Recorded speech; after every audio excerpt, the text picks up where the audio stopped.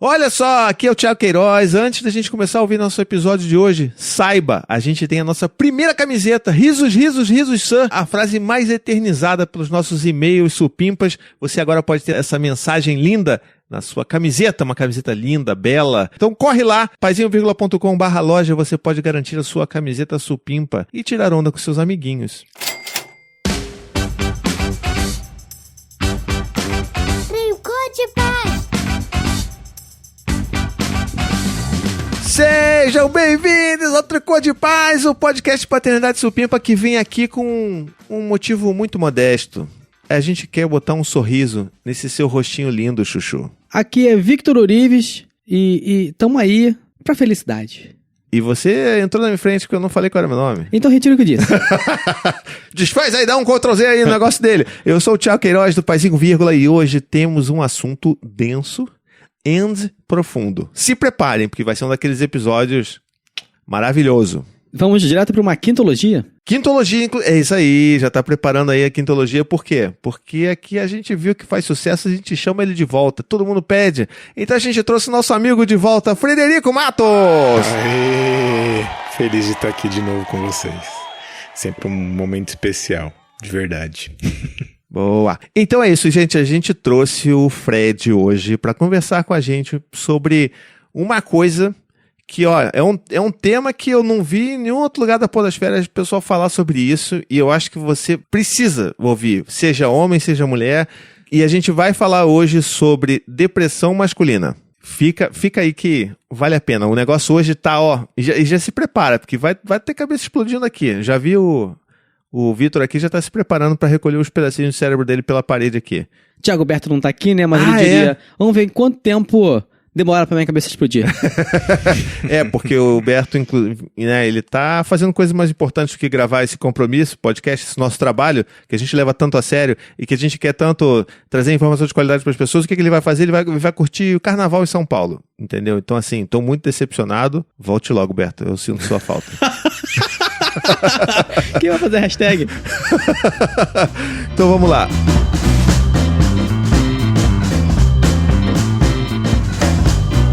Muito bem, olha, a gente nessa nossa pauta principal, antes da gente começar a conversar, eu só queria lembrar você que se você quiser trocar uma ideia com a gente tá em todas as redes sociais, inclusive aquela que só jovens trabalham lá, que é o tal do Twitter, a gente tá lá também. Então, Instagram, Facebook, Twitter, a gente é Tricô de Paz em tudo que é lugar. Deixa lá a sua mensagem pra gente, vamos trocar uma ideia. E se você tiver comentários sobre esse episódio, já larga lá, tá bom? Então vamos lá, olha só.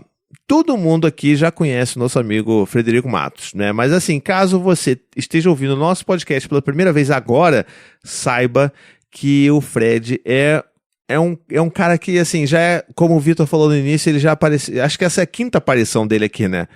Acho que nenhum outro convidado apareceu tanto aqui, né? E é uma das coisas que as pessoas mais pedem. Chama o Frederico. A gente fez a nossa pesquisa de ouvintes, todo mundo, chama o Frederico, chama o Frederico. Eu falei assim, porra, vocês querem o quê? Tricô ou é Frederico Cast, porra? Então meu ego aqui, cara. Frederico fica elenco fixo? Elenco fixo. Tira o Beto, bota o Fred. Então eu, inclusive, acho legal isso aí, tá? E aí a gente aqui então tá na... Mesmo com polêmicas no último tema, não? né? E, assim, como o Vitor mesmo falou, né? A gente tá nessa quintologia. Como é que é? Quintologia? E a gente tá parecendo, sabe o que? O Peter Jackson, tá ligado? Tipo, que ele percebeu que Senhor dos Anéis já tanto dinheiro que ele resolveu fazer o Hobbit em 3 filmes. Mas ficou uma bosta, né? Exato. Só que a diferença é que aqui não fica uma bosta e a gente não ganha dinheiro nenhum com isso. Então, tudo bem. Entendi. É igual, só que é tudo diferente, né? Se mudar tudo, fica igual. Então, Fred, conta só um pouquinho, caso alguém não conheça aí você. Conta um pouquinho de você, por que você tá aqui, e aí a gente começa a conversar. Eu sou psicólogo clínico de adultos, casais, família e produzo conteúdo para internet de modo geral, YouTube e o Instagram, e sou pai da Nina de 2 anos e pouquinho. Esse sou eu. Muito bem. Isso sou eu. Muito bem. Inclusive, gente, vamos... diz aí qual é o teu arroba. É @Fred Matos com 2 T's. Fred com D mudo, Fred Matos com 2 T's. Então, gente, olha só, deixa eu fazer um pedido aqui. Você que é ouvinte, você que gosta pra caramba dos nossos episódios aqui, bota uma pressão. Vai lá no Instagram dele, tudo que é foto dele, fala assim, Fred, queremos o seu podcast supimpa. Bota isso em todas as fotos dele. Tudo que ele postar, não tem nada a ver com o podcast, comenta. Pra ele tomar vergonha na cara e criar um podcast pra gente ouvir também. Justo. Farei isso, a minha missão de 2019. Aí, ó, tá vendo? Temos projetinhos. Tá gravado, hein? Tá gravado. Tá gravado. Então vamos lá, Fred. A gente, assim, já tinha um tempo que eu já estava querendo falar sobre esse tema. E eu tinha um certo receio, porque na verdade, assim, tem muito desconhecimento, principalmente da minha parte, sobre o tema, sobre depressão de uma maneira geral, sobre depressão masculina, e sempre tinha um certo medo, assim, eu passei por um tempo, assim, com um certo medo de falar sobre isso, porque eu falava assim, cara, porra, eu não sei se eu tenho coragem de falar sobre isso. Tá. Porque vai que no meio era o receio? Então, porque o meu receio era, no meio da conversa, eu descobri que eu tinha isso, que eu tinha depressão, ou depressão masculina, sabe, ou não, talvez um quadro clínico de depressão, e eu falo assim, caraca, bicho, mas porra, será que eu tenho? Porque às vezes bate aquela tristezinha, a gente não é feliz o tempo inteiro, e isso é normal também, né? Sim. A gente tem que saber diferenciar isso. E eu lembro que, num dos processos da terapia, eu falei sobre isso, falei assim, pô, mas às vezes bate uma tristeza, e às vezes... Sabe, rola uma badzinha assim de vez em quando, mas não é nada que, sabe, me deixe de cama, por exemplo. Tire minhas forças para fazer qualquer coisa da minha rotina. E aí ela falou assim, cara, olha só, as coisas que você me relata aqui não me parecem muito ser um quadro assim, parece muito mais um quadro de alguém que faz muita coisa, que é muito estressado e por causa disso é muito ansioso. Aí eu falei, que bom, então meu problema é outro, então tá bom, não é esse. O problema é um workaholic, né? É tipo isso. Então é legal você partir desse ponto, porque a gente já desmistifica os dois termos numa tacada só, que é a depressão e o que a gente está chamando de depressão masculina. Isso. Então, assim, a depressão é um quadro clínico diagnosticado, vamos dizer assim, tanto por médicos como psicólogos, tem uma conduta clínica específica, tanto por médico como psicólogos, né? Então, medicações, tratamentos de pulsos eletromagnéticos ou terapia, né? Então, vai depender muito da conduta que o médico vai considerar. Então, tá lá no manual do diagnóstico de transtornos mentais, lá feito pela Associação Psiquiátrica Americana, tudo mais. Então esse é um quadro diagnosticado, depressão, que se compõe por algumas características que podem ser apresentadas de uma maneira leve ou mais grave, né? Então toda vez que a gente pensa na depressão, essa que deixa o sujeito de cama travado, né? Que a gente está pensando num quadro de depressão grave. Mas a depressão leve, apesar de não ser grave, ela não é menos problemática, porque vamos dizer, o que caracterizaria ela, de modo geral, é um período que seria caracterizado por volta de 3 meses, vamos dizer assim, onde a pessoa tem acessos relativamente constantes de perda de vitalidade, uma dificuldade de sentir prazer em coisas cotidianas, algum tipo de alteração, vamos dizer, nos apetites, seja alimentação, a questão da sexualidade, ou na própria questão do sono. Então, quando a gente pensa em depressão, a gente não pode pensar só numa pessoa acamada. A gente pode pensar numa pessoa que está no estado de sofreguidão, vamos dizer assim, para operar as coisas da vida cotidiana. Ela faz as coisas da vida cotidiana, no entanto, ela faz com um sobreesforço brutal e ela quase que, de alguma maneira, faz tudo se arrastando, né? Então, tem uma perda de prazer global. É como se ela perdesse o colorido na vida cotidiana. Então, e isso pode gerar alguns estados de irritabilidade, alguns estados de ansiedade, porque você vai ter vários subtipos. Então, você pode ter uma depressão mais ansiosa, você pode ter uma depressão mais apática, uma depressão mais raivosa, parece que o sujeito parece estar um trator superaquecido. Então, tem algumas características que podem variar dependendo da personalidade que está expressando, vamos dizer assim, Isso é interessante, depressão. porque a gente sempre imagina como depressão algo triste, né? Exato. E a raiva também pode ser uma depressão, então. O cara Sim. que, tipo, tá chorando o dia inteiro, né? É o quadro que pinta Você na imagina. cabeça, tá de cama e chorando. Não, e é uma coisa importante dizer, quando a gente acha que a depressão tem a ver com tristeza, isso talvez seja um engano a gente achar que a pessoa está triste. Ela está desvitalizada e, em alguma medida, inconsolável, que é diferente de tristeza, porque a tristeza ela tem uma causa bem localizada, porque a tristeza é uma emoção que surge e que dura, vamos dizer assim, no seu sistema cerebral por volta de 5 minutos. Então, sei lá, você perdeu um compromisso importante que você tinha, você fica triste, você fica chateado. Você perdeu uma oportunidade, seja de emprego, você fica triste. Ou seja, é uma emoção que está conectada a um evento. Ou seja, ela sinaliza a reação a algo que aconteceu. Então não tem nenhum delírio, não tem nenhuma alucinação. É uma perda real ou simbólica, né, de alguma coisa. Então tem uma causa localizada. A tristeza, ela é uma reação natural a eventos da vida. É desejável e esperado que você tenha tristeza, até porque se você não tem tristeza em coisas esperadas que se tenha tristeza, você talvez seja um psicopata. Então não é um bom diagnóstico também. Bem né? preocupante. Então ter emoções, ter tristeza é uma coisa super aceitável e desejável. Mas o tipo de tristeza, vamos colocar assim, que as pessoas entendem por tristeza, é um estado quase de angústia, de uma agonia, quase uma coisa desesperançosa, pessimista em alguma medida. Então a pessoa pode ficar num clima mais reclamão, mais irritadiço, a pessoa fala, ela responde atravessado, ou na versão ansiosa.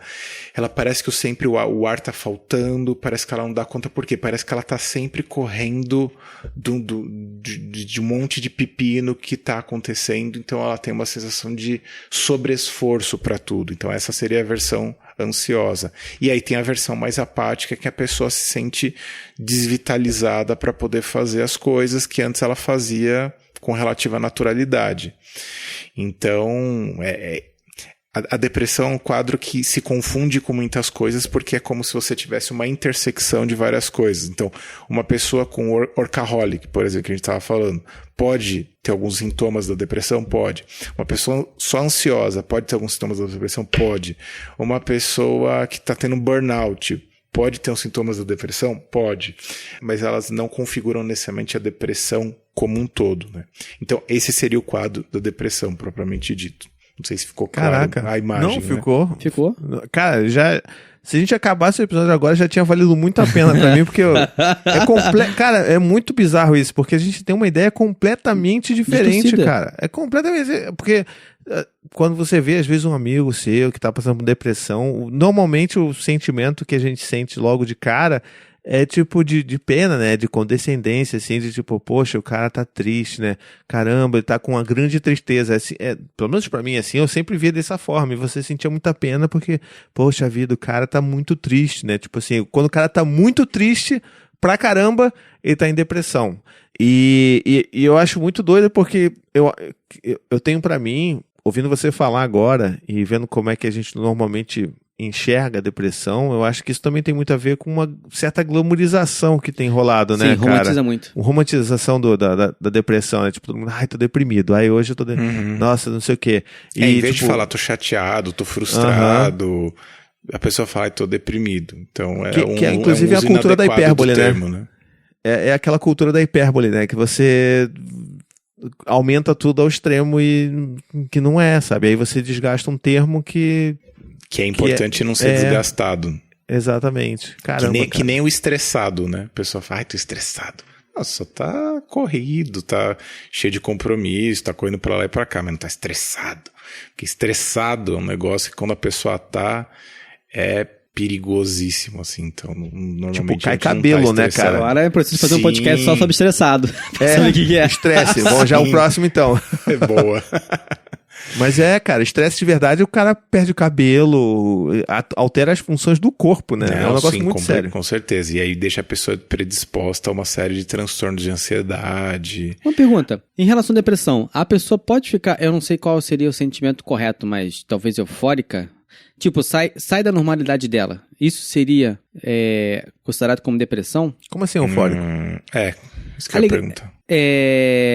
Alegria excessiva? Alegria excessiva. Mas aí depois vai pra tristeza? Ou Não, uma alegria excessiva.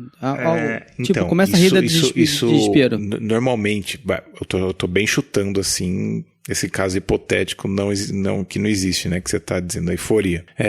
Se a pessoa, ela oscila nesse mesmo período de até 3 meses, entre um estado de depressão, como isso que eu descrevi, e um estado de euforia, de hiperatividade, de querer fazer 1000 coisas ao mesmo tempo, de ficar com privação de sono, de achar que ela é a pessoa mais capaz de fazer 300.000 coisas, mais inteligente, mais sagaz, ou variações desse tema, aí isso caminharia mais para um quadro que as pessoas também utilizam de um jeito que não é o mais adequado, que é o transtorno bipolar. Então, o transtorno bipolar é a alternância entre estados de mania ou hipomania, que seriam essas euforias meio megalomaníacas em alguma medida, alternadas com estados de depressão. Então, bipolaridade não tem nada a ver. Cada hora você tem uma opinião. Não tem nada a ver com bipolaridade, isso aí. Essa nova, essa nominal. Todo mundo fala, esse pessoal é muito bipolar, que muda de opinião toda hora. Não tem nada a ver com isso. Cara, que absurdo. O transtorno bipolar, propriamente dito, a pessoa tem a mesma opinião, seja deprimida ou em mania. A diferença é que num lado ela está excessivamente otimista e outro ela está excessivamente pessimista, mas em tese não é que ela muda de partido dependendo do polo que ela tá, né? Então não tem nada a ver com isso. Cara, Então, a ela gente tem tem uma dupla personalidade, não é isso? né? A gente tem uma capacidade de estragar as coisas inacreditável, né, cara? É um absurdo. É divertido o uso, né? Dá até pra entender porque as pessoas falam isso, mas tecnicamente, do sentido diagnóstico, não é a mesma coisa. Tá, mas então, agora, vamos fingir que a gente entendeu melhor o que é depressão. Porque eu acho que o Vitor ainda tem uma interrogação na cara dele aqui. Pode perguntar, porque às vezes a sua dúvida vai ser de outras pessoas, né? Você tem alguma dúvida agora? Ou não? Esclarecer. Eu tô o naquele negócio da momento que eu não euforia. consigo ter dúvida porque eu não tô absorvendo ainda. Mas euforia era uma dúvida que eu tinha. Tá. Tô deduzindo que você já deve ter visto alguém assim, caindo numa depressão e depois meio Já. malucão, falando pra caramba, e você Já. ficou na dúvida que se era a mesma coisa, é isso? Isso, exatamente. Talvez ela tivesse... Tô chutando, tá? Tô fazendo diagnóstico. Não, sim. Talvez ela tivesse algum quadro mais parecido com bipolaridade do que só a depressão, né? Não que a depressão esteja excluída, mas ela é complementada pela fase de mania, é o transtorno bipolar. Boa. Não, então, Vitor, você fica aí processando. O Vitor, assim, daqui a 40 minutos, ele vai soltar uma pergunta nada a ver com algo sobre o que a gente tá falando agora. Aí já tem que resgatar, mas tudo bem. Tá bom. Agora, então, vamos... Considerando que a gente entendeu um pouco melhor sobre o que é depressão, a depressão clínica, né? Como é que a gente faz essa ponte para a depressão masculina? E o que é isso? E por que isso é diferente? Enfim, vamos agora quebrar a cabeça. Tá. Por que eu meio que chamei isso de depressão masculina? Foi até um texto que eu postei lá no site do Papo de Homem. Porque eu entendo que a depressão, no caso dos homens, ela assume certas características, certas aparências, vamos dizer assim, que diferem um pouco, vamos dizer assim, da depressão como surge nas mulheres, que vamos dizer assim, no caso das mulheres, a depressão, o quadro clínico que surge nelas, costuma ser esse típico que eu descrevi. Uma perda de vitalidade, alteração do humor, de ter menos prazer nas coisas, tal. É mais claro a percepção de que isso está acontecendo. Então, quando uma mulher está num quadro de depressão, é mais, vamos dizer assim, os sintomas, vamos colocar assim, é mais limpo. é mais claro que aquilo esteja acontecendo, porque como as mulheres, de modo geral, são educadas a expressarem as emoções da maneira com que elas surgem, né? De uma maneira mais, vamos colocar assim, mais transparente. Então, quando a sintomatologia aparece no caso de uma mulher, se você, sei lá, se você é um clínico, né? Você bate o olho e fala, essa pessoa tá com alguma coisa estranha, acho que tá com alguma coisa parecida com depressão. No caso do homem, não é tão nítido perceber isso, e por isso que existe um subdiagnóstico no caso dos homens. Eles não vão ser identificados com muita clareza com um quadro de depressão. Então você vai ver certas coisas indiretamente sendo afetadas. Mas por quê? Porque a gente esconde? Bota uma máscara? Porque o homem, de modo geral, é educado a ocultar as emoções para si mesmo e para a sociedade. E nessa dinâmica de ocultação mútua, interna e externa, o sintoma ele vai se instalando de um jeito muito particular que quase não parece aquilo, quase parece um monte de outra coisa, e as pessoas, de modo geral, quase que ignoram que aquilo está acontecendo, porque, de alguma forma, essa sintomatologia no homem soa como, isso é coisa de homem. Isso é, sei lá, tá com cabeça ruim, não sei o que lá. Por exemplo, vou dar um exemplo. O sujeito começa a ficar, entre aspas, excessivamente social, no sentido de que ele quer sair todos os dias para bater papo, para beber com os amigos. Só que, ao invés de bater mais papo, ele tá mais bebendo do que conversando.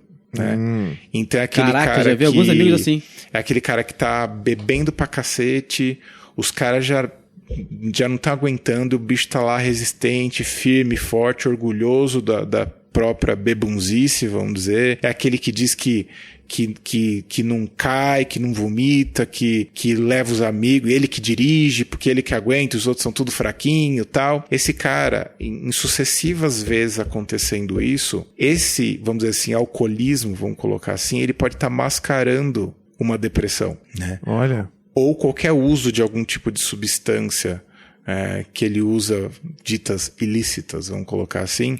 Então, faz um uso continuado de maconha, porque ele precisa dar uma relaxada, dar uma despressurizada. Ele tá saindo do trabalho puto da vida, da cabeça, e dá aquele tapa na macaca lá e tá... Aí ele sente que ele tá mais tranquilo, para funcionar direito. Ou tá fumando que nem uma chaminé, tá louco, não sei o que lá, tá naquela ansiedade pura. Então, tudo isso pode estar ocultando um quadro de depressão, onde vira uma bola de neve, porque os sintomas ficam mascarados por essas substâncias, por exemplo. Caramba, então, aquele cara quando bebe vira um chato de galocha.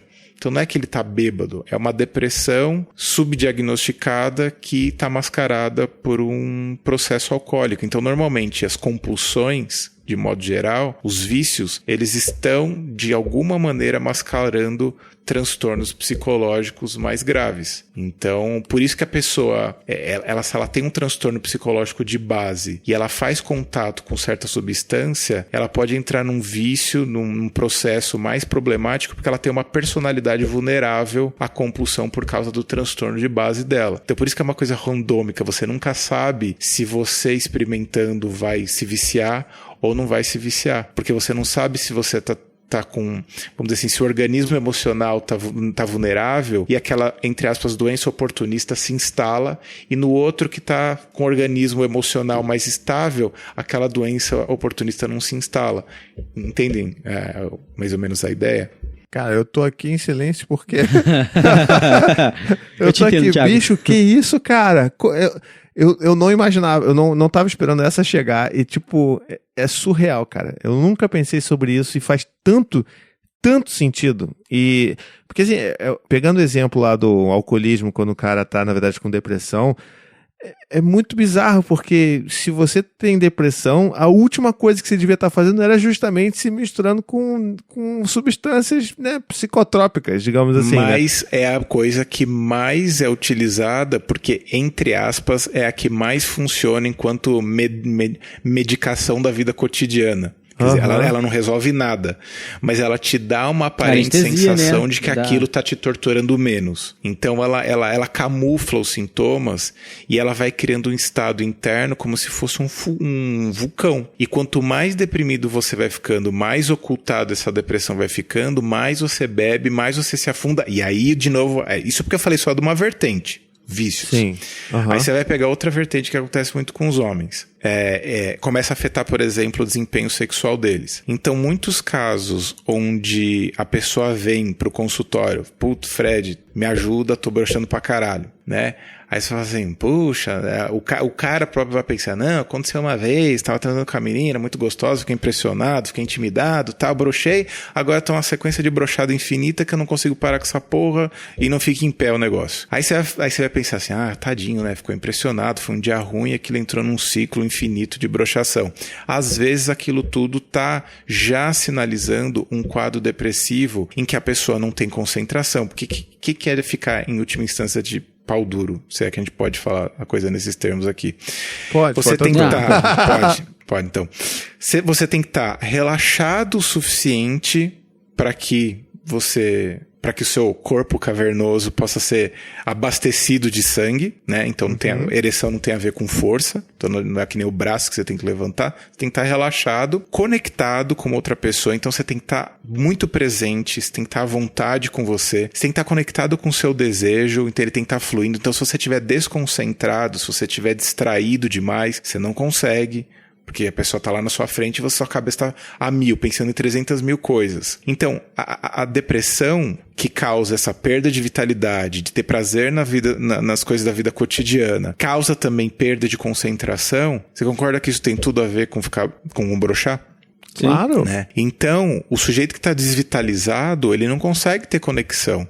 Então, por isso que ele vai ficar muito mais predisposto à pornografia, porque como ele está muito ansioso, muito desvitalizado, ele pode bater aquela punheta meia bomba e gozar e dar uma sensação aparente de que ele teve prazer, mas só foi uma descarga da ultra tensão que ele tá, e aí é o mesmo ciclo de fumar, beber, qualquer outra coisa.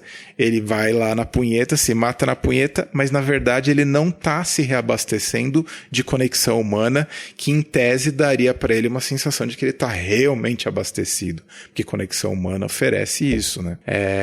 E aí ele vai entrando num processo de evitação. Ele tá tão desvitalizado que, assim, a punheta é a descarga que vai exigir menos dele enquanto pessoa. E vira um ciclo vicioso. Quanto mais pornografia, menos contato real. Quanto menos contato real, mais pornografia. E essa depressão camuflada ali se instalando. E isso porque a gente tá falando de uma segunda vertente. Sexualidade. Então, né? Isso só é um segundo ponto que pode atingir o homem. Deu pra acompanhar até aqui, né? Deu.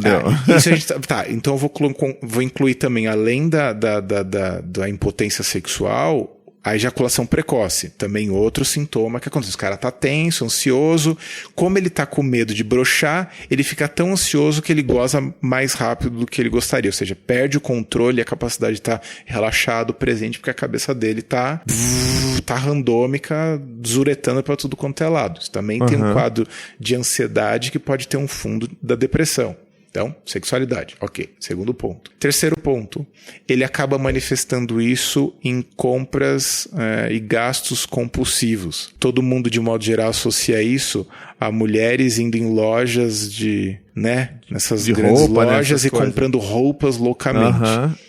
Talvez ele não faça isso. Talvez ele vá comprar um relógio que não precisaria, sim, algum item de roupa aqui ou ali, mas de repente ele vai fazer um gasto num carro, parcelar loucamente uma coisa, ou ele vai comprar algum item esportivo que faça ele ter a sensação de que ele vai fazer algum esporte, mesmo ele não fazendo. Ele também vai ter algum tipo de gasto desnecessário, que quando ele vai ver, o cartão dele tá estourando lá nas alturas, porque ele estava descarregando a sensação de impotência pessoal dele em gasto financeiro, e a gente sabe que gasto financeiro e masculinidade tá ligado diretamente, então essa sensação dele ter poder financeiro, de poder gastar o que ele quiser, impressionar as pessoas, olha como sou legal, como sou maioral, vai fazer com que ele também entre num ciclo problemático de endividamento, né?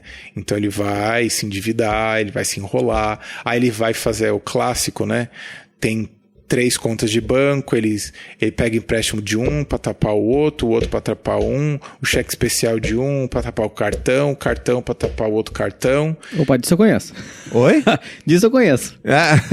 E aí aquele ciclo infinito que vai de novo também ocultando e mascarando uma depressão e um ciclo vicioso. O cara tá deprimido, por estar deprimido, ele cria dívida, e por criar dívida ele fica mais deprimido. Outra vertente, então, outra financeira. Outra vertente. Então, tem muitas vertentes. Nós somos bem criativos. Não, e assim, pelo que eu tô entendendo, a gente é muito criativo em esconder o que a gente tá sentindo, né? Uhum. Porque a impressão que eu tô tendo dessa conversa, aí você me corrige se eu tiver errado, mas é que todas essas vertentes que você tá trazendo, elas funcionam meio que como camadas que ficam ali por cima, né?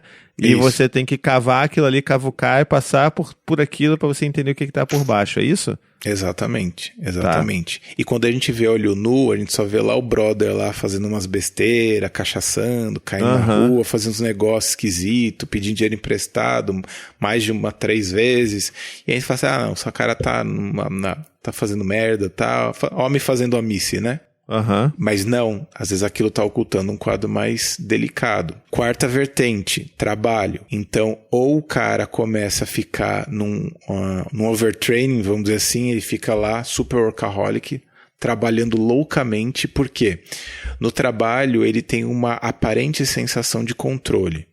Ele tem lá o script profissional dele, tem uma meta para bater, ele começa a compensar o senso de impotência global, de falta de energia em tentar bater meta atrás de meta. Ele fica trabalhando mais, porque esse é um bom jeito também de evitar as relações pessoais dele. Ele vai acabar não tendo tanto contato íntimo com as pessoas que o cercam. Então, se ele tem um relacionamento estável, ele vai ficando menos presente naquele relacionamento. Se ele tem família, ele vai ficando menos presente. Se ele vai ficar irritado com os filhos, porque os filhos estão sendo filhos, ele também se ausenta daquilo, porque aquilo aborrece ele, deixa muito estressado. E ele vai ficando estressado. Então, isso que ele chama de estou estressado pode estar ocultando um quadro de base de depressão. Ou ele começa a não dar conta das coisas, começa a falhar na entrega, nos prazos, nas datas, no bônus, começa a ter uma performance ruim, falta muito, fica mais doente, mas não é qualquer doença, porque o homem, para poder faltar por doença, é porque ele caiu o pé, ele se lesiona mais, começa a ter mais acidentes, porque ele está mais distraído, bate as coisas de um jeito que não devia bater, ele começa a ter pequenos acidentes domésticos, eventualmente bate o carro. Por quê? Porque ele está desvitalizado, está distraído. Então é como se ele fosse um motor superaquecido tentando subir a ladeira. Então essa também é uma outra vertente. E aí quando você vai conversar com o homem, então pensando em todas essas vertentes, você vai conversar com um cara, ele vai falar que está cansado. Ele registra isso como estou cansado, porque como a gente não tem muita noção da nossa subjetividade, a gente só consegue identificar isso como um sintoma físico. Estou fisicamente cansado. Não tem nada a ver com a minha cabeça, só estou fisicamente cansado. Nossa, se você falando isso, eu consigo ouvir várias vezes. Estou com um troço aqui no peito, mas nada, só vai passar, né? Tomar uma água ali, dá uma aliviada e tal. Essa autopercepção dele, o máximo que ele vai conseguir se revelar sobre isso é: tô cansado, vai tá dizendo que não aguenta mais o chefe ou o trabalho, que tá deixando ele infeliz. Ele, de modo geral, vai dizer assim: puta, tô ficando puto, tô perdendo o controle com mais facilidade. Outra coisa, ele vai falar: minha mulher ou meu namorado, meu marido tá me enchendo o saco, falando, tá me apurriando a respeito do meu jeito, tá falando que eu tô chato, que eu tô não sei o quê, mas não é isso, essa pessoa que tá me enchendo o saco, vai dizer que tá todo mundo meio que contra ele, que a família tá achando que tem um problema, mas não tá, que todo mundo tá viajando. Então é isso que você vai ver esse cara atolado em coisas, se diagnosticando. Esse é o máximo que ele vai conseguir fazer, né? E quando não, ele fica mais doente do que de modo geral ele ficaria. Então esse seria o cenário do apocalipse. Você falando isso me faz lembrar, assim, várias oportunidades várias vezes que eu já ouvi de homens falando, não, eu tô cansado, tô muito cansado. Aham. Não é? Muito, é quase que padrão isso aí. É, cara, é muito assim. Tudo bem que eu sei que a gente vive numa sociedade que super valoriza Sim. você estar cansado, estar sobrecarregado, mas é diferente. É diferente você estar ali entre a roda e falar assim, pô, tá puxado hoje, nossa, não sei o quê. E o cara que, tipo, não, você vê o peso na fala dele. Você vê que a pessoa tá seca, parece, tá batida, tá com aquela olheira, tá com aquela coisa meio que você sente que a pessoa tá suando frio de pálida na vida, né? Caraca, cara, que eu nunca ia imaginar que eu ia conhecer essas coisas hoje. Eu nunca ia imaginar. Caramba. E voltando lá pro início, quando a gente fala assim, não, mas peraí, mas isso não significa que os homens eles só vão sofrer depressão dessa forma, né? Isso é e talvez seja a forma mais frequente que eles vão sofrer depressão ou que vão tentar cobertar a depressão que eles estão sentindo, mas eu sei, assim, só pra gente pontuar também pra quem tá ouvindo a gente, que existem homens que eles vão sofrer quadros como um quadro convencional clínico de depressão, sim, né? Sim. Normalmente, lógico, né? Isso acontece em qualquer idade. Mas normalmente aquele quadro mais clássico a gente vai acabar vendo em homens com mais de 50, 60 anos que de repente até está numa fase de transição de aposentadoria, pensando que a aposentadoria, né, também vai mudar um pouco essa coisa toda, né? Mas quando aquele cara está naquela fase de estou encerrando um pouco o meu ciclo profissional, aí você talvez veja esse quadro mais clássico, aí você vai ver aquele vovozinho, aquele cara mais velho, mais cabisbaixo, mais calado, aí todo mundo vai dizer que, esse é o jeito dele mesmo, tá, imagina, tá envelhecendo, tá ali meio que... E na verdade aquilo pode ser um quadro mascarado de depressão, né? Mas aí seria o quadro mais clássico, né? A pessoa mais abatida mesmo e admitindo que ela tá assim, né? Entendi. Agora, voltando para esse outro caso também, que a gente tá falando do cara que, enfim, não demonstra ou coloca todas essas camadas em cima da depressão, eu acho que é legal a gente... Porque, assim, isso conversa muito com o que a gente já falou em outros episódios, principalmente de masculinidade tóxica, assim, casou muito na minha cabeça ouvir você falando e lembrar do que a gente já conversou em outras ocasiões, porque, ok, a gente vive numa sociedade que cobra muito do homem, o homem tem que ser forte, o homem não pode chorar e tudo mais, e o cara, ele às vezes usa esses subterfúgios todos para tentar mascarar aquilo que ele está sentindo, mas também eu sinto que existe uma outra vertente também que eu acho que possa ocasionar em todos esses quadros de depressão masculina, que é o simples fato de que, como você falou, né, os homens eles são criados, socializados de uma maneira que eles são completamente alheios aos sentimentos deles, ao que eles estão sentindo, às emoções, eles não são conscientes do que acontece dentro do corpo deles, né? Assim, são deles, mas da gente, né? Porque a gente é homem. Uhum. Então, assim, a gente cresce sem falar sobre sentimentos, sem saber o que tá acontecendo dentro da gente. Então, né? Fica mais difícil a gente conseguir de modo identificar geral, isso. A gente é educado a só lidar com um problema que a gente consiga resolver. Uhum. Então, se a gente... Isso acontece muito, sei lá, o cara tá com uma bereba no pau. Aí ele fala, puta, como que eu vou resolver essa porra? Aí ele fica com medo que aquilo seja um câncer. Às vezes até pode ser, né? Mas daí ele fica com medo de mexer naquilo. Aí ele sabe que tem que ir no neurologista, mas não vai. E vai enrolando. Aquele negócio vai aumentando de tamanho.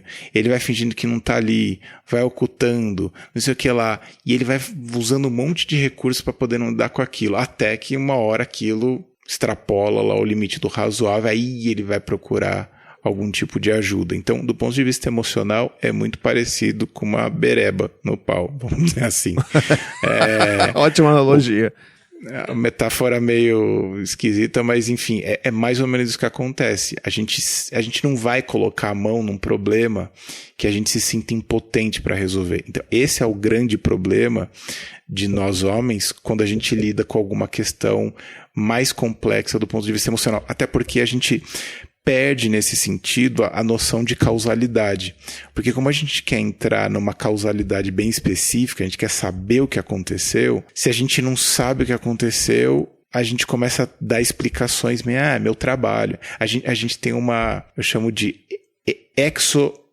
emocionalidade. As nossas emoções estão sempre projetadas no mundo de fora, né? Então, é o mundo que não entende, é a mulher que tá chata, é o chefe que tá pegando no pé, tudo que tá em volta é que está nos drenando. Não é que nós estamos drenados, é o mundo que está pedindo demais. Então, a gente tem essa exoemocionalidade que tá tudo lá fora. A gente não tem muita a gente tem uma ilusão de não ter muita subjetividade. Aí fica sempre difícil diagnosticar qualquer coisa nesse sentido, porque você pergunta o que o cara tem, ele fala que, sei lá, tá meio fudido da cabeça e tal. Se ele falar isso, né? A vida tá foda, a vida tá foda. Ele entende que a vida é ele, né? Não tem vida, não existe a vida lá fora, né? Puta merda, hein? Olha, essa aí é outra porrada aqui. Mas eu vou botar na lista. Mas eu fico pensando também... tentando pensar, já que a gente é um podcast sobre paternidade também, eu queria lembrar um pouco de como é que, se você já lidou com pacientes assim, ou se você sabe mais ou menos como é que isso funcionaria no caso do cara que está passando por um processo de depressão masculina, depressão, né? E ele tem filho. Qual é o impacto disso na vida do seu filho quando isso eu acho que vai acontecer tanto no caso do pai e da mãe, um dos cuidadores principais da depressão, mas como a gente está falando da depressão masculina especificamente, que tipo de impacto isso pode ter? O impacto mais claro, vamos dizer assim, é de uma ausência física, social e psicológica na dinâmica daquela família. Quer dizer, então... Normalmente, como ele vai se sobrecarregar... Normalmente, o caso clássico ele vai se sobrecarregar de trabalho e vai sair do trabalho por volta de 9, 10 horas da noite, super cansado, super pilhado, chegar em casa, comer alguma coisa, dormir e aí no dia seguinte ele recomeça às 6, 7 horas da manhã, sei lá, dá um beijo no filho, na filha que tá dormindo, faz uma cara de pedindo desculpa pra parceiro e vai para um novo ciclo de novo. Aí no fim de semana ele alega que está exausto e precisa descansar. De repente ele vai até fazer alguma atividade, sei lá, com os amigos, porque aquilo desestressa ele. Todo mundo em casa fica meio silenciado, porque em alguma medida parece que aquele cara está salvando o mundo de verdade, está muito cansado, e ninguém toca no fato de que, apesar de ele estar fazendo aquilo, ele também tem responsabilidades como todo mundo na casa. A gente está falando de um modelo em que provavelmente a parceira também trabalha, né? E também traz dinheiro para casa, tudo. Mas em alguma medida parece haver uma legitimação social para o cansaço e estresse masculino. Então o efeito é que todo mundo vai ficar sobrecarregado, a parceira vai ficar sobrecarregada, o filho vai ficar com aquela sensação ambivalente em relação ao pai, sendo que ele nem sabe processar isso, dependendo da idade da criança. Então ele vai ficar com uma sensação meio... Parece que gosto, mas não sei se gosto desse cara. Sim. Né? E essa criança vai ficar com uma sensação meio que de um misto de aceitação e rejeição, passando por fases mais longas de não quero saber dessa pessoa, e aí o que vai acontecer é um ciclo vicioso, porque esse pai já vai se sentir errado e inabilitado, porque ele não vai saber fazer com clareza, com a mesma metodologia, os procedimentos básicos. Então é aquele cara que vai colocar a fralda do lado contrário, não vai saber a quantidade de comida que vai colocar lá no prato, ele vai estar sempre meio atrapalhado, vai ser sempre visto como alguém que parece que está querendo ajudar, mas está atrapalhando, todo mundo vai ficar meio de bronca com ele vai ficar sentindo culpado dessa incompetência e vai ficando cada vez mais afastado daquilo, na fé de que quando a criança fizer uns 5, 7 anos, ela vai passar a adorar jogar futebol com ele, e aí ele vai conseguir dar um jeito em reverter o quadro, porque aí a criança já consegue falar, ela é uma pessoa, ela não tá dando mais trabalho, ela já come direito, já um ser humaninho que ele pode se relacionar e convencer que ele é um cara legal. Mas depois de todo aquele ciclo de relacionamento meio empobrecido, obviamente essa criança não vai gostar de futebol, vai até detestar, já que o pai gosta, e vai estar enredado naquele universo com a mãe, com os irmãos, e esse pai vai ficando cada vez mais alheio e justificando que ele não tem jeito com criança, meio chateado porque não conseguiu criar o Neymar Júnior e cada vez mais afastado. Aí chega a adolescência, aí o moleque é um porra, a menina não sei o que, não entende, não dá atenção. Ele também não vai saber se relacionar com aquilo e qual é o jeito que ele vai expressar cuidado com raiva e autoritarismo. Uhum. Porque esse é o jeito que ele vai tentar exercer algum tipo de participação. Aí ele vai virar o monstro da casa. Aí, de modo geral, a parceira já tá tão puta com razão com ele que vai fazer ele virar o monstro mesmo. Quando seu pai chegar, né? Então, quando ela precisar usar do recurso poético do monstro, vai ser o pai, tá tudo certo. Porque o pai também já tá ali de escanteio. E aí vira um ciclo bem ruim, né? Pois das é, crianças cara. com uma imagem do pai que é meio que oscila entre fraca, passiva, porque é aquele cara que não vai conversar, né? Então ele é bravo e calado, né? Então é bravo quando alguma coisa dá muito errado e calado quando tem que lidar com dilemas morais, questões existenciais, dilemas escolares e coisas da vida cotidiana. Ele não tem o que falar porque ele não entende muito dessas coisas de dar conselhos, né? Uhum. Esse é o ciclo meio que a gente conhece. Já viveu provavelmente com os nossos pais, né? Não, é muito forte isso que você fala, porque e ele tá bem assim alinhado com o que eu conheço, que a gente já conversou aqui também em outras oportunidades sobre, né, a forma dos seres humanos se vincularem, segundo a teoria do apego, né? Então, quando você fala, né, dessa relação ambivalente, isso é literalmente a descrição de um vínculo de apego inseguro ambivalente, né? Então, é exatamente esse o quadro. E a posição do pai, né, no caso, como a gente está falando do pai, que ele assume essa posição de que quando crescer vai ficar mais fácil, vou resolver isso daí, é outra postura clássica, mas assim, quando a criança crescer, aquele vínculo que você criou lá nos 3 primeiros anos de vida já tá meio que sedimentado, cara. Então, tipo, já era, entendeu? E aí a criança vai ter um comportamento, que, até onde eu consegui entender, muito bipolarizado, e aí de novo não temos nada a ver com a bipolaridade, que ou ela vai se tornar excessivamente obediente a esse pai, porque é como se ela quisesse obter uma aceitação incondicional a qualquer custo, ou ela vai desenvolver um desprezo / rebeldia absoluta em relação a esse pai, de tal modo que ela anule por completo a influência, qualquer tipo de influência que esse pai tenha sobre ela. Ou seja, 2 cenários muito problemáticos, muito ruins, bem antagônico. Bem, Sim. E às vezes ela oscila entre um e outro também, né? Sim, sim. Eu acho que o papel, a dinâmica que o cara ele acaba entrando, que eu já vi em algumas situações também, até a gente falou também no episódio de maturidade emocional, que ele assume aquele papel de que, eu sou um bosta, e o cara começa a entrar naquela infantilização dele mesmo e começa a responsabilizar muitos outros pelas cagadas que ele fez, né? Enfim. Tudo bem que tem a justificativa no caso se ele tá realmente num caso de depressão, tem essa justificativa, mas o cara também precisa, né, ele também tem que dar os pulos dele. Então, ele começa a responsabilizar que o filho não quer, que o filho não é fácil, que o filho não dá moral, aí se o filho cresce ou fica adolescente, não, é o filho que tá se afastando, enquanto que na verdade é a gente que nunca teve presente, né, essa que é a grande realidade. Sim. E de novo, né, a gente tá falando aí de uma geração de homens e de pais com 30, 40 anos, então são nascidos na década de 80, vamos dizer assim, 70, final de 70, 80.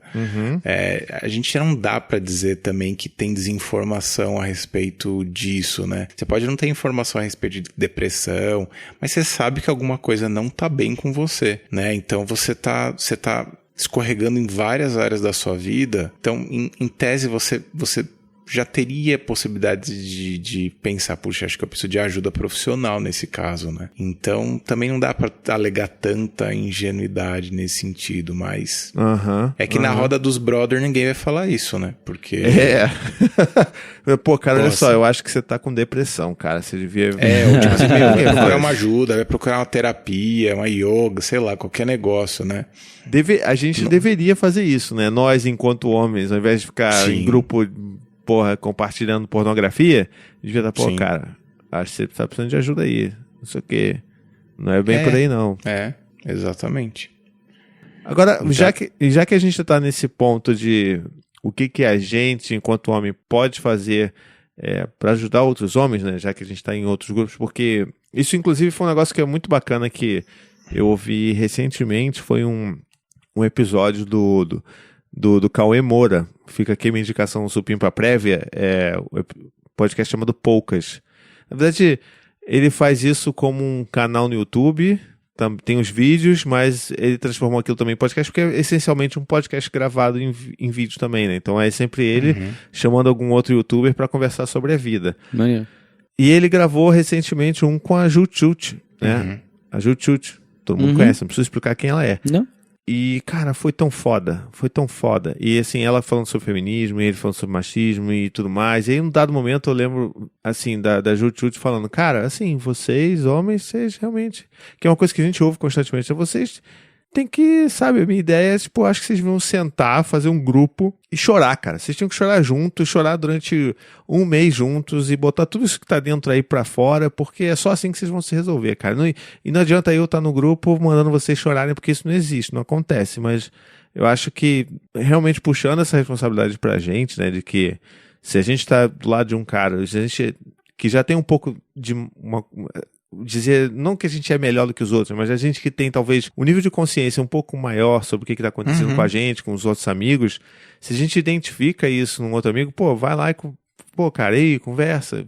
Mas Sim. A dúvida é como fazer isso? Qual é a melhor maneira? É porque, assim, em alguma medida a gente precisa criar uma rede de percepção positiva. Então, por exemplo, vou dar um exemplo assim que aconteceu entre nós, aliás, né, Thiago? A Nina tinha feito 2 anos e de repente ela entrou minha filha, né? Entrou numa maré de, sei lá, de mamãe e sai papai, sai daqui. Tipo, todas as coisas que eu fazia, colocar ela pra dormir, brincar ali com ela, me considero um pai bem presente, toda uma logística voltada nesse sentido para estar ali presente em vários momentos do dia, da semana dela, e de repente ela falava assim, e a minha filha fala muito articuladamente, ela fala, papai, não quero você no quarto, sai daqui, eu quero a mamãe. Tatinho. Você vai ouvindo aquilo vai te... Parece que, né, você parece que tomou um fora, né, da menina mais bonita do colégio. Foi essa sensação que eu até falei que eu tava sentindo. Então eu falei assim, pra quem que eu vou falar isso, né? Meus amigos mais próximos, assim, todos sem filhos, né? Eu falei, meu Deus, Thiago, né? Óbvio, né? Não parecia óbvio, mas ficou de repente nítido na cabeça. Aí mandei, putz, cara, não sei o que lá, bababá, tá acontecendo isso, babá. Ele respondeu. Você, né, no caso, ele, né? Eu.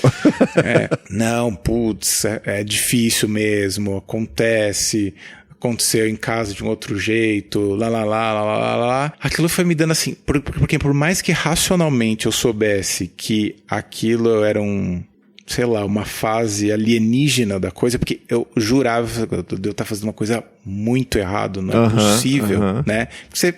Quando você toma vários foras, porque assim, não é um dia, né? Tava tomando fora, sei lá, quase 2 semanas seguidas, assim, então, nocaute todo dia, né? Então, fazer uma coisa legal, sai daqui, papai, agora vai embora, mamãe, quero dormir com a mamãe. E aí, putz, aquela sobrecarga, mal, ruim, então daí tudo começa a ficar azedado, né? Por que eu procurei você? Porque, lógico, você é um especialista no assunto, mas não só por isso. Mas porque, sei lá, poderia ter essa percepção com outros pais, mas porque eu tenho uma percepção que você é o tipo de pessoa que ouviria isso da maneira mais aconchegante, acolhedora, e eu me sentia, assim, simbolicamente colocando a cabecinha no seu peito peludo, não sei porque imaginei seu peito peludo. Imaginou certo. Tá certo? Tá certo. Colocando a cabecinha no seu peito peludo, assim, sabe? Como se fosse um pai acolhendo um pai que tá se sentindo meio como um filho naquela hora. Porque tá meio que com a sensação desprotegida, não tenho quem em cima de mim me recorrer. Então, por que eu tô dando esse exemplo? Porque nós comunicamos qual é o nosso posicionamento no mundo quando nós estamos existindo pura e simplesmente. Então, se eu sou aquele cara que, para todo tipo de assunto que quica na minha frente, eu chuto na cara do outro uma baita de uma opinião rude, grosseira, difícil, radical, de alguma maneira parece que eu tô sempre cagando opinião, preconceito no mundo, será que eu vou ser a primeira pessoa a ser buscada quando alguém tiver um problema à minha volta? Aí eu vou me queixar que ninguém veio me contar um baita pepino que estava acontecendo e me deixou por último para saber. Mas por que deixou por último? Porque a pessoa queria amaciar a carne contando para todo mundo até chegar no leão, que é você. Então, não é uma figura simpática a revelações. Sim. Você acha que eu, que já tenho dificuldade de contar um negócio, hipoteticamente, não no caso eu, porque foi até fácil falar, mas uma pessoa que tem dificuldade de falar isso, qualquer coisa da sua vida íntima, vai falar com outro brother que parece um ogro respondendo com quase tudo, você não vai. Não, é então, verdade. de repente, você vai procurar aquela amiga, uma figura que não tá dentro do seu espectro de amigos, porque um vai mandar você beber. Então, se eu estivesse contando um negócio desse pra um pra um cara típico, ele ia falar, pô, imagina, você quer lá... Pô, isso é coisa da sua cabeça, sei que lá, até um alívio, você não precisa ficar em cima, ainda bem que agora sua mulher tá fazendo tudo mesmo, vai fazer outra coisa, vamos beber, cala sua boca, para de ser viadinho. Ah, total. Entende? E aí eu ia ficar aquela sensação de, é verdade, pô, nada a ver. Encontrar com a Nina...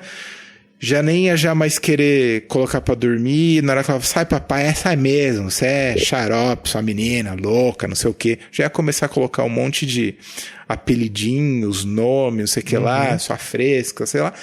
E aí, coisa linda de ver depois de 5, 10, 15, 20 anos, né? Horrível, né? É verdade. Então, ou seja, o que a gente precisa fazer? A gente precisa... transpirar aconchego e acolhimento e algum tipo de positividade que faça com que as pessoas nos percebam como figuras com quem elas podem contar em situações difíceis e críticas. E eventualmente sendo claro, né? Falar assim, cara, não sei o que está acontecendo aí, mas você precisa conversar, tô por aqui. Sabe, oferecendo mais ajuda do que a gente oferece. Porque a gente também tem essa mania de, acho que não é nada grave, o cara vai ficar ofendido, vai mandar tomar no cu. Tudo bem, deixa ele mandar tomar no cu, mas pelo menos ele vai ficar alerta que talvez tenha alguma coisa que os outros estejam percebendo, ou seja, já não tá mais dentro do controle dele, né? Eu já falei aqui recentemente que eu tenho um grupo de amigos, né, que a gente senta uma vez por mês, e é tipo o que a Juju te falou mesmo. Senta pra falar de merda mesmo, de drama da vida, de parada de sentimento mesmo, de choradeira mesmo e tudo mais. Cara, é fantástico. Muita coisa que você falou, tipo, esse grupo que a gente tem esse ar acolhedor um do outro. A gente tem a sensação de que a gente pode falar pra qualquer um dos outros ali, que a outra pessoa vai ter uma palavra de... Não é nem uma palavra, na verdade, um ouvido que ouve e não te julga, sabe? Sim. Que vai só te ouvir... Porra, cara, foda mesmo e tudo mais. Dá aquele tapinha nas costas de tipo, mas bora lá. É um diferencial. Realmente, eu acho que o que a Júlia falou é bem real. Os homens tinham que sentar junto e começar a falar mesmo da vida mesmo, dos dramas, de choradeira mesmo. Que legal, Vitor. Que legal isso daí, né? Que você tem esse grupo aí que eu não faço parte. Mas deu uma explicação excluiu, muito né? boa. É que é um grupo de infância. A gente se conhece já... Ó a voz Tem trêmula ali. que gaguejei.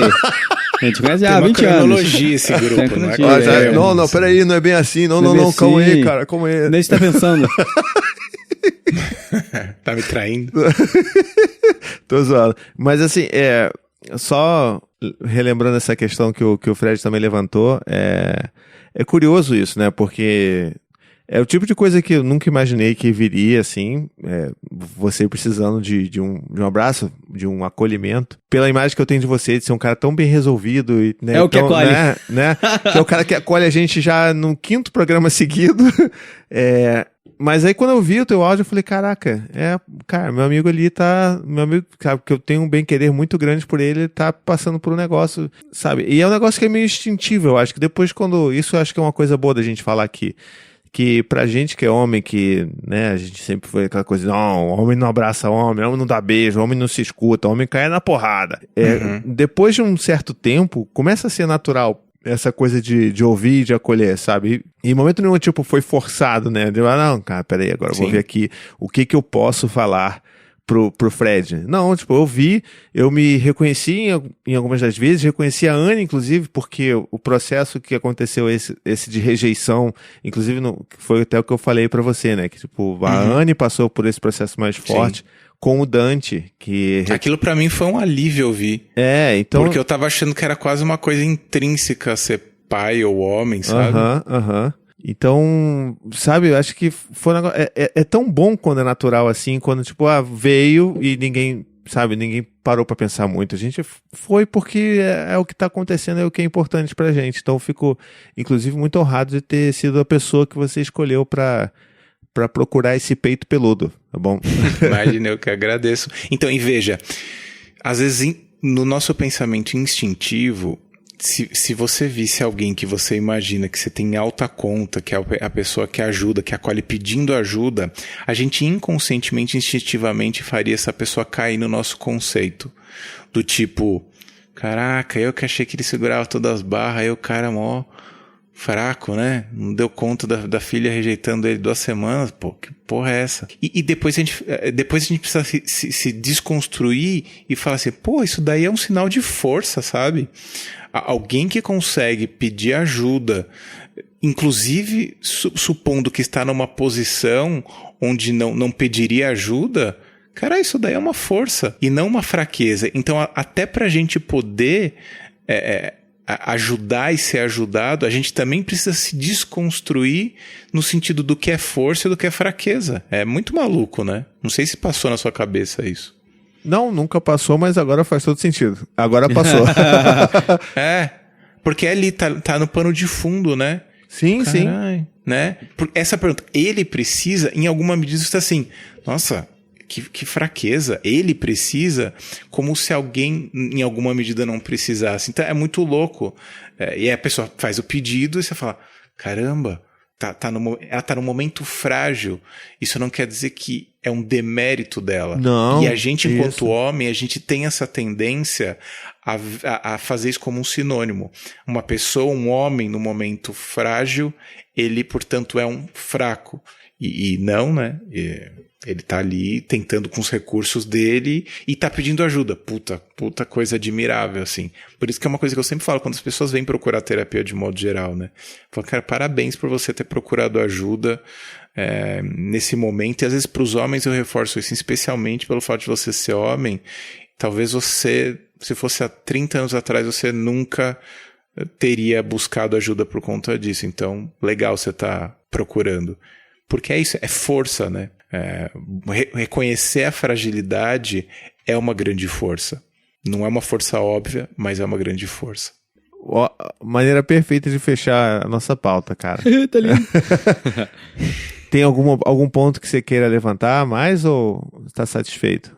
Acho que tá bom, né? Tá ótimo. espero que ninguém tenha saído muito deprimido.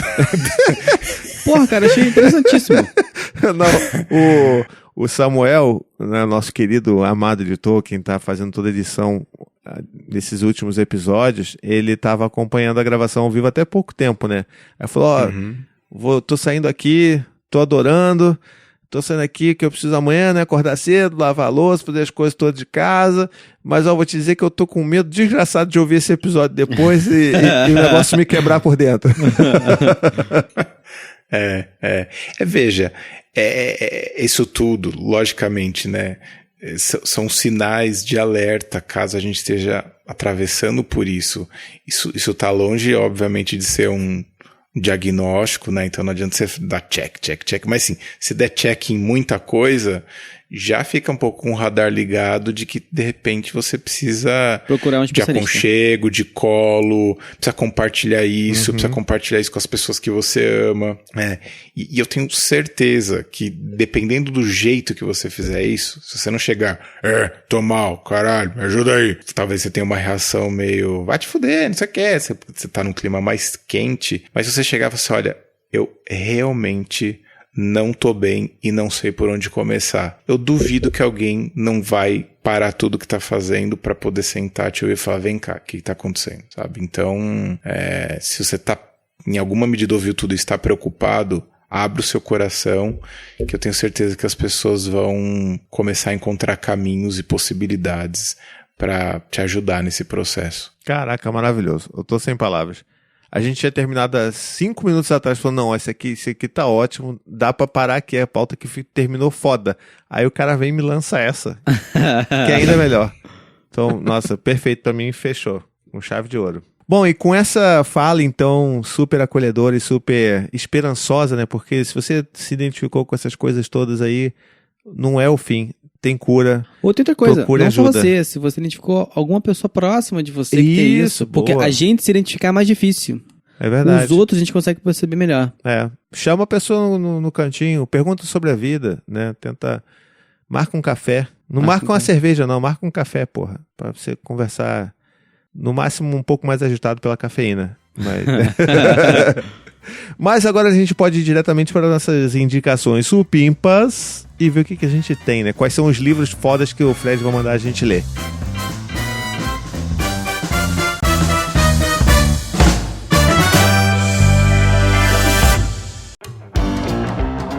Indicações supimpas! Acho que um livro, acho que seria o livro que eu recomendaria, um que chama O Demônio do Meio-Dia. O autor é o Andrew Solomon. Andrew Solomon. É o grande livro sobre a depressão do Andrew Solomon. Eu sei. Então esse vale, assim, a leitura. E talvez para poder ajudar, né, já que foi falado assim da coisa da euforia, né, só para deixar claro também um contraponto da bipolaridade, um que chama Uma Mente Inquieta, da Kay Hadfield Jamieson, que fala sobre bipolaridade. Então é um outro livro bem bom. É uma médica, a maior especialista em transtorno bipolar, que ela conta como foi o processo do transtorno bipolar dela. Eita. Até que ela descobrisse que tinha o transtorno bipolar e depois seguir estudando aquilo e então se tornaram uma das maiores especialistas em transtorno bipolar. Que bizarro. Muito louco, né? Então, na verdade, ela tinha o transtorno e isso incentivou ela a pesquisar sobre o transtorno. Uhum. Quer dizer, ela tinha um transtorno e ela foi descobrir numa certa altura ali do curso de medicina dela, e aí ela começou a fazer o tratamento, a terapia e tudo mais, e já no processo dela de especialização ela foi se tornando psiquiatra, estudando bipolaridade mais a fundo, e acabou virando uma das maiores especialistas, e aí ela escreve o livro do processo dela de bipolaridade, né? Maneiro. Caraca. Muito legal.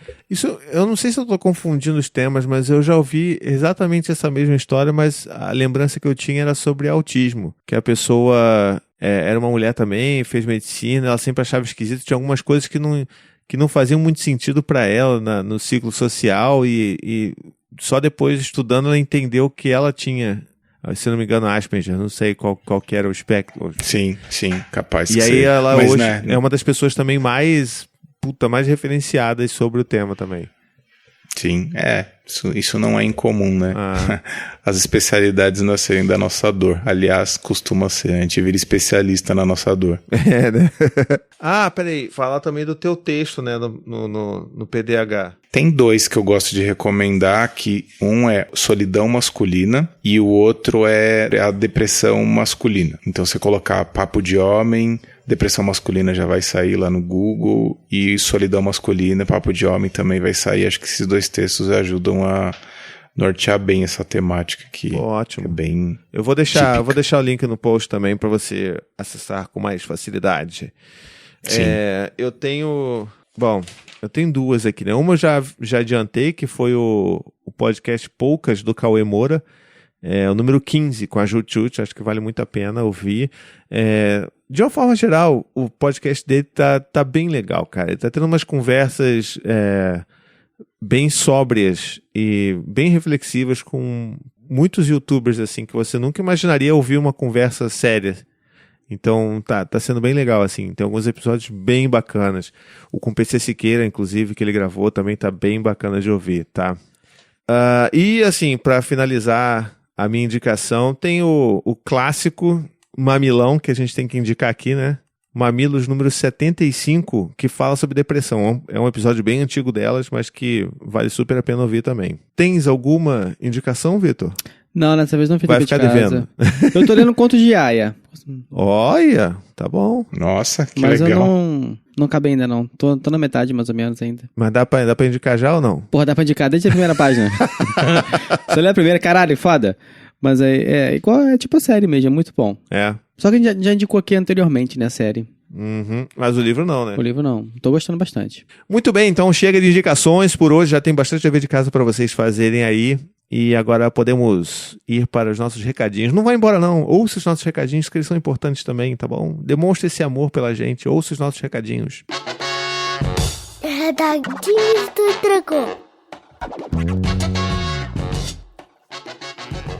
Ah, olha só que coisa linda, você continua ouvindo a gente. Poxa, olha aí, Vitor, olha que coisa linda. Não desistem. Essa pessoa, esse ouvinte tricoteiro supimpa não apagou o episódio. Eles não desistem. É lindo isso. É muito obrigado, amor. fico feliz. Então, já que a gente quer honrar a sua audiência aqui, eu quero fazer um recadinho bem rápido, tá bom? Primeiro, é só um lembrete, a gente lançou semana passada não, já tem umas 2 semanas já, tô ficando maluco, o Mensagens na Garrafa, nossa primeira minissérie, que tá um chuchuzinho, né não? Então, toda semana uma historinha chorante pra você. Uma história chorante, né? Então, ó, você tá ouvindo esse episódio no dia que saiu, amanhã, sexta-feira, você já vai ter o novo Já Mensagem pode chorar na mais um Garrafa. pouquinho. Já pode, né? Aquele ninja cortador de cebola já chegar ali atrás de você e tá. E aí... aí você, opa! Aí eu recebi a mensagem, não lembro onde é que eu li isso. Uma pessoa falou assim, porra, eu fiz um... Como é que é? Meu jantar foi temperado com lágrimas ouvindo a minissérie. Então... Ouça Mensagens na Garrafa, não é outro feed, não é outro nada. Vai aparecer aí no feed do Tricô de Paz, você vai poder ouvir e tenho certeza que você vai adorar, porque tá um negócio muito, muito fofinho. E a outra coisa que eu preciso falar pra vocês é que a gente tem que agradecer sempre os nossos apoiadores supimpas, né? Nossos tricoteiros supimpas que fazem com que isso aqui exista ainda. Porque a gente aqui é mídia independente, a gente aqui não tem gente mandando o que a gente vai falar ou não. Se a gente for falar merda, a gente vai falar merda. É a gente aí. não tem compromisso com a verdade, não. A gente passa vergonha de graça. Ninguém paga não pra gente passar vergonha.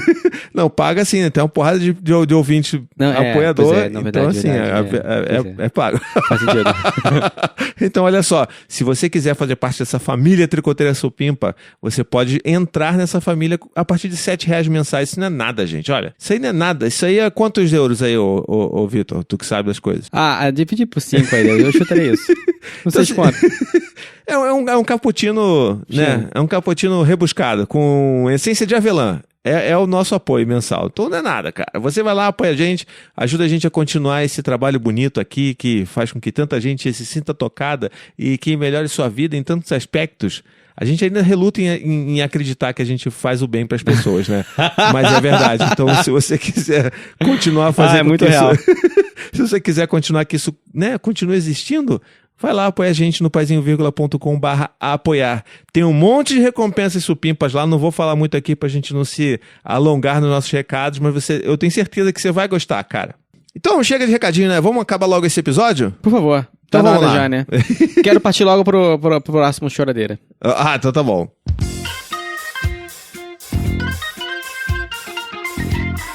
Ih, tá acabando.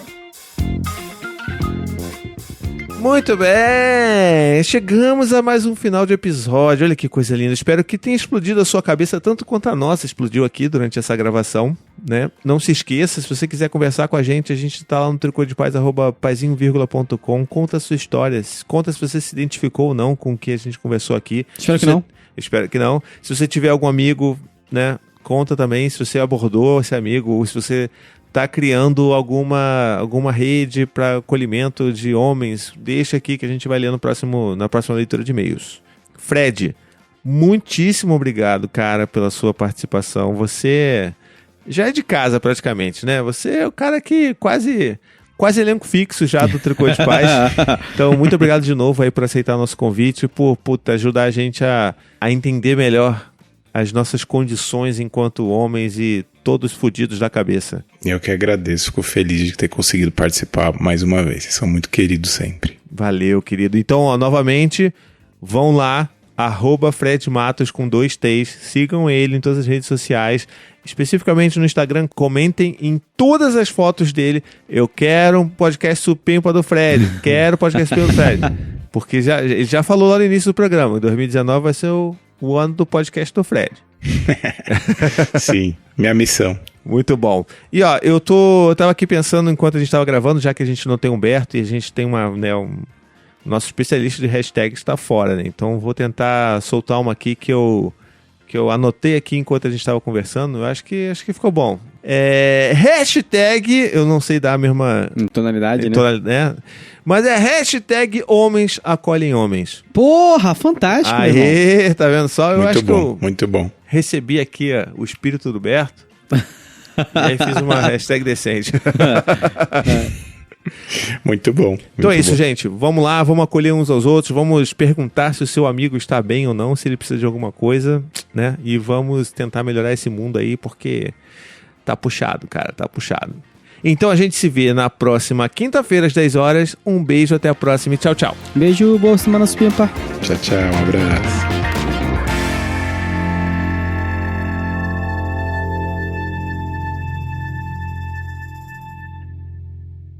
Esse podcast faz parte da família Paizinho Vírgula de Podcast.